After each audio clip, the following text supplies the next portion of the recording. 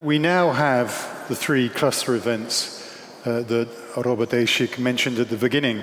The first will be held here, followed by two more staged simultaneously in different locations in this building, but I'll tell you more about that in a little while. So, our first cluster deals with doing business in Hungary. Joining me on stage to talk about that, please welcome Levente Magyar, Deputy Minister at the Ministry of Foreign Affairs and Trade, Endre Ascsillán, Vice President of GE Hungary and Director of Strategic and Government Affairs for CEE, Laszlo György, State Secretary for Economic Planning and Regulation at the Ministry for Innovation and Technology, and Dr. András Háry, Managing Director of Automotive Proving Ground Zala Limited, which runs the Százasón test track. Gentlemen, please.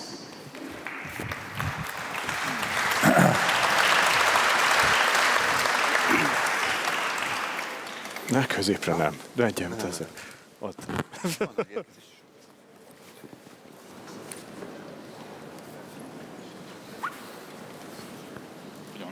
Csak egy készfogás.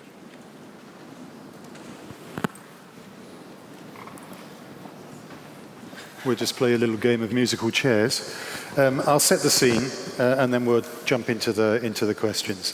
So Hungary, as we know, has a very open economy, and external relations therefore play a key role in achieving sustainable economic development. In recent years, as we've heard, local institutions related to investment and trade matters have been regrouped under one umbrella and, have been regrouped under one umbrella to ensure a better client experience for prospective investors and indeed to reinvestors. So what is the international investor experience of coming to Hungary? And how do the leaders of local institutions plan to develop their services to keep Hungary attractive from an FDI point of view? Before we get to the investor side of things, Deputy Minister, at one of his very first public appearances back in September 2018, the US Ambassador David Kornstein described Hungary as a business destination as one of the best kept secrets. In his words, especially in America, which makes me wonder, how difficult is it to get the good news of Hungary's economic success out to that wider world? It's a historic challenge for us. We have never been very good at that, so there's much to do in terms of promoting ourselves and telling our story to the world. If you know Hungary's history, then you know that it has never been our strength to present ourselves as we are, as we truly are. And probably throughout most of our history, we have had a more negative image about ourselves than the reality on the ground. And many of you, if you're in Hungary for the first time, will probably face that experience. You may have some preconceptions, you may have some preliminary ideas about Hungary that you may have picked up in your life, and when you come here you find out that it's pretty much different than what you read in Western newspapers. So there's still so much to do, and we have found that the best way to override political aversion or the negative depiction of Hungary by liberal press is to present our numbers, to put the numbers on the table. So we're not going to enter into political squabbles about different issues that are raised against Hungary, but we have to talk about the economic success story that Mr. Matolcsi just presented, and that makes things clear, and all the rest is to be seen on the ground. So a lot to do in that, but as the numbers show, the trend is ever ameliorating, so I'm not dissatisfied with where we are. Well, that's good to hear. Endre, GE got the message, and you got it early, and it has invested massively in Hungary since the change in regime. How was it that GE got that good news that here's a great place to go and invest so early? How has it been to do business here, and has that got easier over time? Well, we learned a lot in the last 30 years. You know that, just for your information, that GE was in 1989 the first American investor in the country when they bought Tungsram, as you saw today. And this is a 30 years journey, but I think it's very attractive, you know, that how we grow from the blue-collar workers to the white-collar workers, create much more value in the country. In the last 5 years, we decided to move into this direction because of the investment climate, and for sure, because of the reason why I told my new global leader in last year in Washington, D.C., that, Endre, what I need to know about Hungary and the Hungarian environment. I said, look, from 2010, there is a very predictable environment, because there is an opportunity to talk to someone. There is an opportunity to understand the vision. Why? Because there is a vision.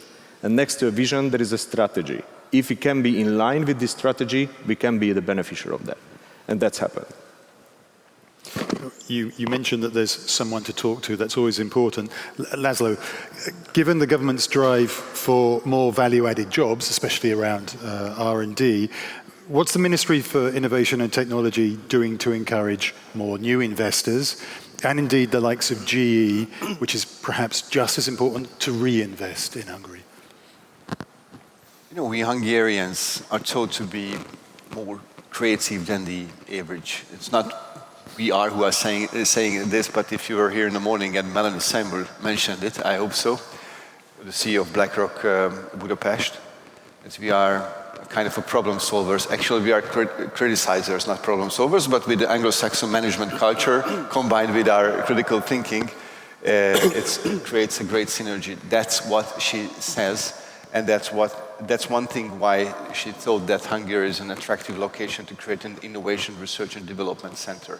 The other is that they visited several scenes where they wanted to create this innovation, research and development center, and she said that they chose Budapest because they found Budapest the most livable city in Central and Eastern Europe. And actually it is confirmed by many standards and many rankings based on hard facts and opinions of people who are traveling around the world. Third thing is, very simply, we are now focusing our creative energies on what is important to us, Hungarians, what we are good at, and what the world thinks it's important to focus on. So we are focusing our creative energies on such kind of research, development and investment that is financed by the European Union, that is a value for the multinational companies, those multinational companies which out of them 600 creates 80% of the world exports. So we want to create a relationship with them. That is why we move closer the research institutes to the universities, and we move closer the universities to the businesses based on the Anglo-Saxon model. We are creating science parks, 8 science parks in Hungary, based on their unique capacities and capabilities. Oxford University has a science park for the last 200 years. But we are not copying Oxford or MIT because this is science fiction for us, but we examined which are the good examples, good practices in the world in the last 10, 15 years. Finland, Catalonia, Eindhoven region in Holland, and Israel. And based on the Hungarian characteristics, we are creating these science parks. And this is very important. And if I may add one thing, we here in Hungary, we believe that vision, as you mentioned before, is very important, and not only institutions matter, but also persons, individuals who are running these institutions. Ministry for Innovation and Technology is the largest ever economic development ministry in Hungary's political history. In other countries, it consists of 4 different ministries: ICT, transportation, energy, sustainability, vocational adults and higher education, innovation research, and industrial policy. So these all issues are under one umbrella, led by Professor László Palkovics, who was head of his department and a professor at the university at his age 29. He became the member of the Hungarian Academy of Science at his age 35. He has more than 10 patents. One of them became a word standard. You have to use it in every trucks and buses and decrease the accidents by 40 percentage point. So I believe there is a capable person who understands what technology as a challenge means in the 21st century, and we can offer an answer to those companies who want to invest to Hungary through this Ministry for Innovation, in cooperation, of course, with the Ministry for Foreign Affairs and Trade, because what they built up in the last 9 years, actually they revolutionized the Hungarian industry. Based on an IMF study, Hungary's industry has the highest percentage of high-tech. 70% of Hungary's industry is high-tech. This is the second largest number in the world after Denmark. And this is due to those multinationals who came here and built up flexible capacities, and those efforts that Hungarian Investment Promotion Agency and the Ministry for Foreign Affairs and Trade did in the last 9 years. Thank you. And it's not just multinationals like GE that bring investment here or create value here. András, there are very few facilities like the Sala zone. For those of you who don't know, there is a booth outside. You can find plenty more information from out there. It's, amongst other things, an autonomous test track. How much of what you do, András, is going to the likes of GE and Bosch and ThyssenKrupp and these investors who are already here and have technology to test? And how much of it is actually just evangelizing, going out into the wider world to say, look, you know, there are maybe 5 of these test tracks in the world. There's one right here in Central Europe. Come and do your work here. So how much is it talking to the likes of GE, and how much is it talking to people who aren't yet here? Yeah, the Hungarian government decided in 2016 to realize a proving ground as a governmental investment through 150 million euro. And one of the key reasons for this investment was the experts need of those companies who are active in automotive development in Hungary. One of the companies who are represented here. But of course, it is not a pure capacity type project. The other key reason making this kind of investment was that there's a strong technology change in the whole industry, and through this the Hungarian government can contribute to the international automotive revolution, and as such that can be a strong contribution to the further development of the Hungarian research, development and innovation sector. So in answering to your question, yes, of course, this investment serves the needs of those companies who are already present in Hungary, and through this investment, what the Hungarian government made, hopefully the development companies in Hungary can further extend their R&D capacities.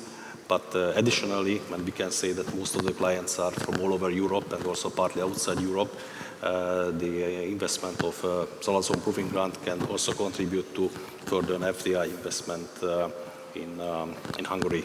A proving ground is typically an infrastructure which is a part of an innovation and development chain.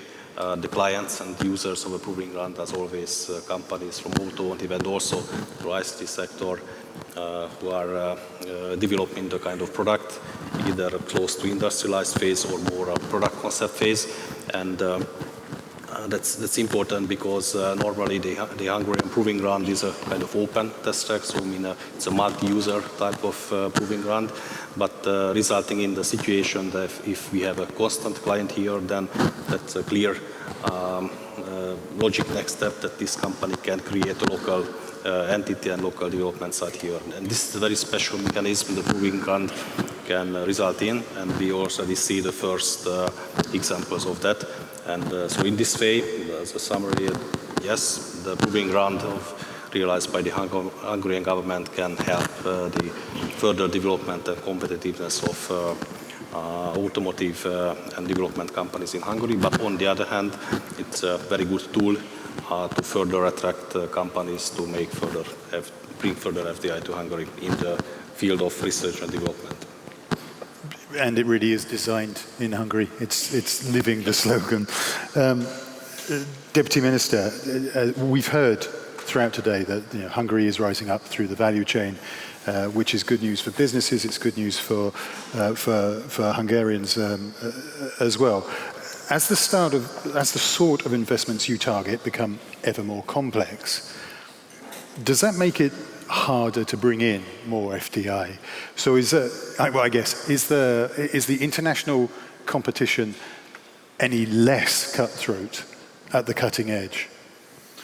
Well, obviously it isn't, because many countries are undergoing the same change as Hungary and are facing the same challenges and the same constraints.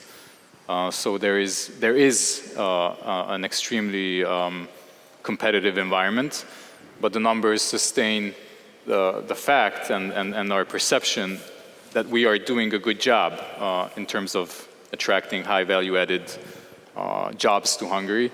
I don't want to bring up a bunch of numbers, but by all international standards and comparisons, we are among the top 8, 10 to 12 in the world in terms of the value added of jobs attracted by foreign direct investment to the country over the past 1 or 2 years. So despite the fact, what I pointed out, that we are not very strong in advertising ourselves, at least the extent to which we are known does not reflect the real economic performance of this country. We are still good on the numbers, and these trends seem to be very stable. So I'm quite hopeful and positive for the future, for this trend to continue, or even, for number 8, we can still improve 7 places, so we'll do our best. And that's the target. Number 1 is the target. Vision. Wishing is important. It's a start. Laszlo, what's the next? We heard from Minister Szijjártó earlier about the cash subsidies, the new announcement, very new announcement. I'll tell you later. So we know that there are steps being taken by government to encourage more FDI here. What I wonder is what we can expect for the future. So what more is the government going to offer to the likes of GE, to the likes of all the other investors here, to come and invest FDI jobs here? Okay, the question is good, because our motto for the Ministry for Innovation and Technology is that our task is the future. So, and I can explain it in 7 sentences, but if we don't have that much time, I will take it very short. But I brought my book with me. This is the part of the advertising. This came out, this was launched in English just on last Tuesday. And you can see here what we did in global context up to 2010, and the afterward 2019, because I wrote it 2 years ago, is about the future and about the future pillars of the Hungarian economy. First, energy security and climate neutrality is very important to us. So by 2030, 90% of Hungarian electricity will be produced climate neutral, so zero CO2 emission. Second, we are creating a green economy and a circular economy, which means only 10% of generating waste will be deposited by 2030.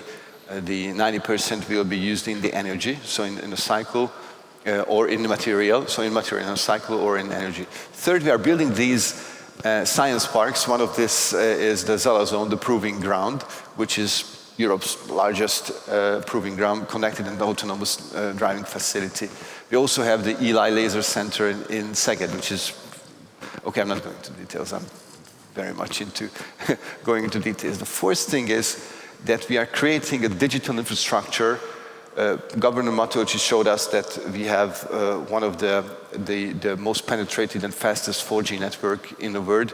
We have 25 percentage points higher broadband access in Hungary than the EU average, and we are very much devoted to create 5G infrastructure here in Hungary. And based on this, the necessary data management systems, data collection systems, and how to use artificial intelligence not only for large companies, but for small, medium-sized enterprises as well.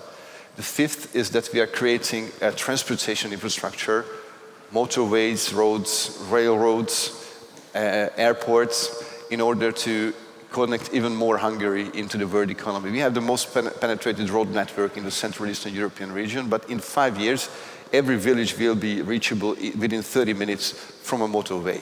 This means in the era of technology and the era of economies of scope, not only economies of scale, you can deploy factories into the villages, and you can reach these villages due to the development that we are doing here in Hungary. Sixth, we are reforming our vocational and adult education and higher education systems. The higher education system is already measurable, so we know if somebody graduates from somewhere, how quickly he or she finds a job, how much he or she earns, whether it's in line with his or her studies. That's what we'll do for vocational and adult education for flexibility. And what I also mentioned, the seventh, is that we are focusing our research, development, and innovation activities. And if you enter Hungary as a company, we'll be able to direct you in the innovation ecosystem in these 8 science parks and more than 20 excellence centers. We will exactly be able to guide you where you have to go if you look for high value-added research development and education.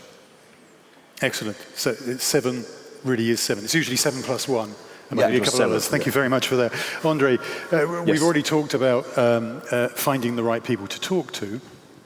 Clearly, GE has managed to do that over the time. But what I'm wondering is, wearing your CEE hat, how easy is it to talk to government here compared to other countries in the area?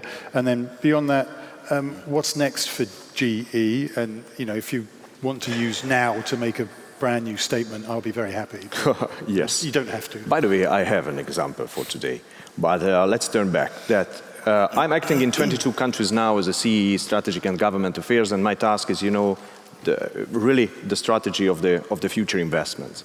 I just started my job 5 years ago in this position, and it's hard stuff for me to tell the business leaders in Washington, D.C. sometimes, or in Boston, that why always is coming back to Hungary.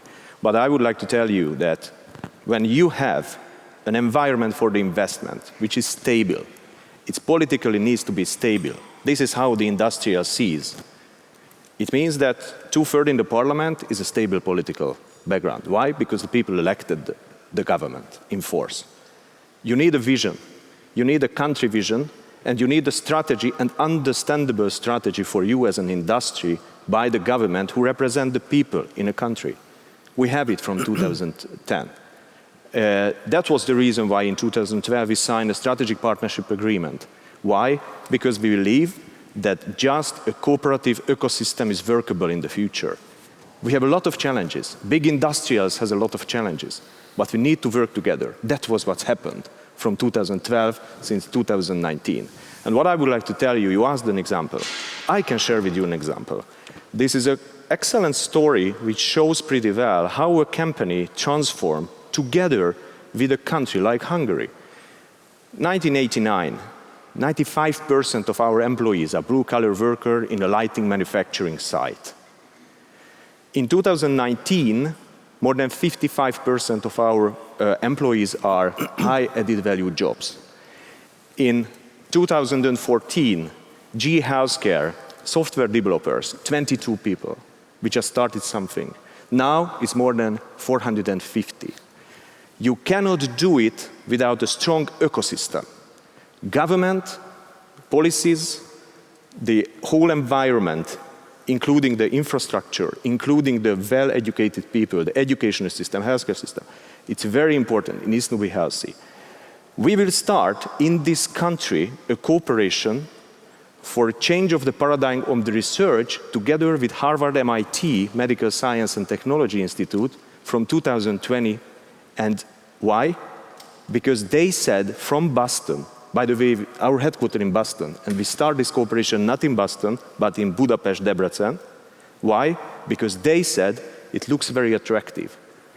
Looks very attractive that the whole entire higher education system really under a transformation, but you see the vision, you see the plan, and you see dedicated people who are really implement the whole thing. And last but not least, one of the most important experience. In Hungary, you can call someone. If you have any issues regarding with research and development and innovation and policy and others, you know who needs to be called. If you have any other problem and issues, there is a key account of the big companies in the government, Robert and his team, that these are one of the most important elements. And last but not least, you know, a company like us who produce here a couple of percentage of the total Hungarian export, for us it's very important, and we know what does it mean really when the export credit agency and the foreigner economy and the whole relationship, external relationship, as Minister Szijjártó mentioned, are in one hand, plus you can sit and talk with leadership of the government about the research and development impact on your export and the export credit agency and financing. And, you know, the quick decisions are always very good. I can tell you that from the 22 countries where I'm responsible for, I never saw in other countries where regarding with an investment in 48 hours, we got an official answer, yes or no.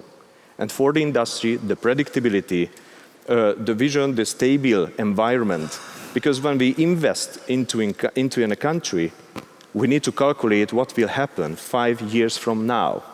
And we need to produce our benefit, we need to produce our profit from 5 to 10 years. It's a long partnership. This is what we find here, and this is why we are committed to continue with the high added value jobs here in this country. Excellent. Very quick question. You got your answer in 48 hours. Was it yes or no? Yes. Yes. Very good. Yes. We're chasing the clock again. András, very quick question, then I'll open it up for final thoughts. Ascsillán is very cutting edge, and it's not even finished. I think I'm right in saying it's due for final completion around 2022, is that right? Yeah. So we're talking about a facility that is cutting edge now, that is still being built. How do you ensure that in 2022 it's future safe, it's still cutting edge? Yes, so actually there are at least three key technology challenges running the mobility sector. One is the change of driveline systems from the classic combustion solutions toward electric or other solutions. The other is the increased level of automation toward autonomous driving. And the third is connectivity, connecting car to car, car to vehicle, car to environment, or other players of the mobility, and this leads to completely new business models also. So it's a good question that how to realize an investment in this changing world, but that is the point of the project, and that was the one of the key factors of the Hungarian government to choose this right moment for such an investment, that in this changing world with a complex solution which is completely fitting to the industrial needs and also the technology trends, that can be the answer to this kind of challenges, how to be also a future-proof solution. And of course that means a very strong relation with the industrial companies, those who are leading ones in development and in various fields of technology, but also industrial players from various parts of Europe. And what's also important that the Zalazon Proving Ground offers an opportunity not only for industrial players but also for research and development institutes. We had and we still have these days such kind of tests under preparation in the already available modules of the Proving Ground.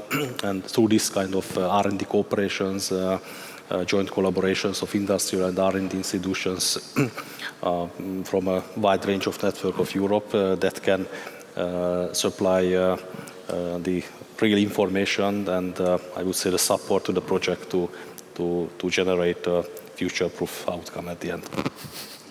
Well, if you're not future-proof, what is? We've run out of time. The clock's stopped.